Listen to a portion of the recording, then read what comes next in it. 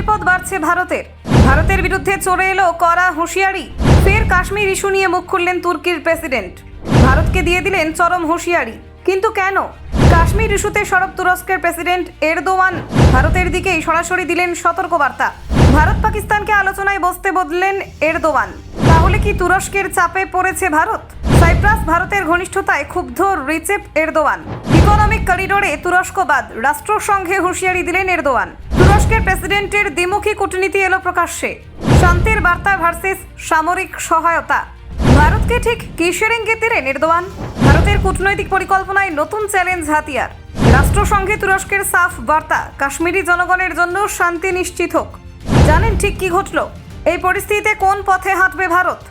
দেখুন, পৃথিবীর রাজনৈতিক মঞ্চে যখন প্রতিটি দেশের নিজের স্বার্থের জন্য কূটনৈতিক মসৃণতা বজায় রাখার চেষ্টা চলছে, ঠিক সেই সময় তুরস্কের প্রেসিডেন্ট রিসেপ এরদোয়ান আবারও আন্তর্জাতিক ফোরামে কাশ্মীর ইস্যু নিয়ে সরাসরি মন্তব্য করেছেন।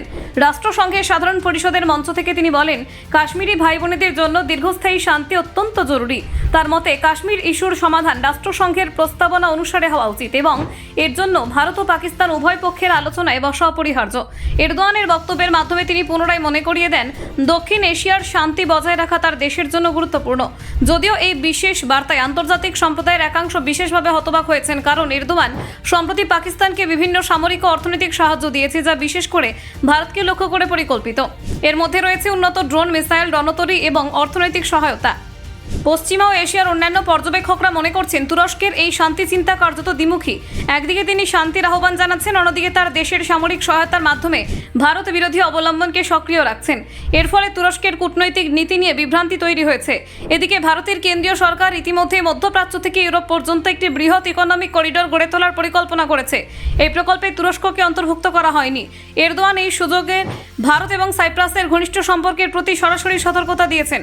তার বক্তব্যের আভাস স্পষ্ট যে তিনি এই ঘনিষ্ঠতায় উৎকণ্ঠিত। উল্লেখ্য, সাইপ্রাসে সম্প্রতি ভারতের প্রধানমন্ত্রী নরেন্দ্র মোদী সফরের পর দুই দেশের মধ্যে সম্পর্ক আরও ঘনিষ্ঠ হয়েছে।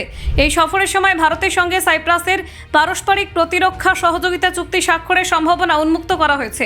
এর পাশাপাশি ভারত সাইপ্রাসে অত্যাধুনিক রণতরী INS ত্রিকান্থ পাঠিয়েছে, যা দ্বিপাক্ষিক সম্পর্ককে আরও শক্তিশালী করেছে। এর ফলে এরদোয়ানের গতকালকের বক্তব্যের মধ্যে একটি আভাস স্পষ্ট হয়ে ওঠে, তিনি ভারত এবং সাইপ্রাসের ঘনিষ্ঠতা মানতে পারছেন না। ভারতের আন্তর্জাতিক কূটনৈতিক নীতি এবং এই অঞ্চলে ঘনিষ্ঠ সম্পর্ক গড়ে তোলার প্রচেষ্টা তার জন্য অনাকাঙ্ক্ষিত। এরদোয়ান আরও বলেন, কাশ্মীরি জনগণের কল্যাণ নিশ্চিত করতে রাষ্ট্রসংঘকে সক্রিয় ভূমিকা নিতে হবে। তার মতে দুই দেশের মধ্যে আলোচনার অভাব এবং সীমান্তে উত্তেজনা এই সমস্যাকে আরও জটিল করে তুলেছে। তিনি ভারত ও পাকিস্তান উভয়কে আহ্বান করেছেন সংলাপে বসতে। তুরস্কের অভ্যন্তরীণ রাজনৈতিক পরিস্থিতিও এই মন্তব্যে প্রভাব ফেলেছে। দেশটির নিজস্ব অর্থনীতি ও বেকারত্ব সমস্যা লাফিয়ে বেড়েছে।